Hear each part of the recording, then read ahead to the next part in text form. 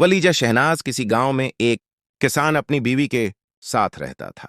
किसान की बीवी ने किसान से कहा, आज मेरा सलाद के पत्ते खाने को दिल चाह रहा है। इन के गांव में सलाद के पत्ते मौजूद नहीं थे, लेकिन गांव के बाहर एक जादूगरनी का खेत था जिसमें सलाद के पत्ते मौजूद थे। जादूगरनी अजनबियों को पसंद नहीं करती थी और जादू से उन्हें बंदर बना देती थी। बीवी की इज्जत पर किसान ने सलाद के पत्ते लाने की ठानी। वो जब जादूगरनी के ठिकाने पर पहुंचा और दीवार फलांग कर सलाद के पत्ते तोड़ लिए तो जादूगरनी ने उसे देख लिया और पूछा, तुम यहां क्या कर रहे हो?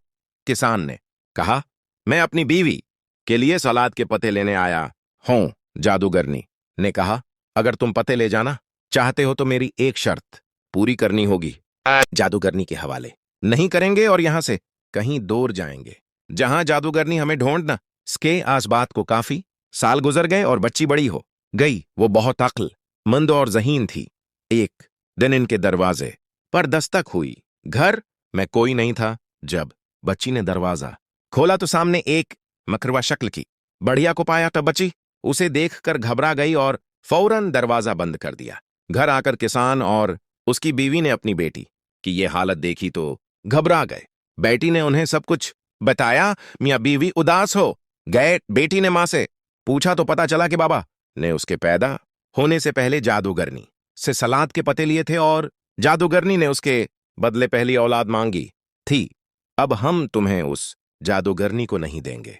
लड़की ने कहा, आप जादूगरनी को दावत पर बलाइन। डाकसान ने जादूगरनी को दावत पर राजी कर लिया। जादूगरनी के लिए लड़की ने शोरबा बनाया। लड़की ने शोरबे में नींद की जड़ी बूटियां मिला दें। जादूगरनी ने कहा, शोरबा बहुत लजीज है। किसान ने कहा, मेरी बेटी ने बनाया है। जादूगरनी ने कहा, जब ये लड़की मेरे घर जाएगी तो मुझे रोजाना ऐसा ही शोरबा बनाकर देगी। लड़की जादूगरनी से मीठी मीठी बातें करने लगी और उसके बाद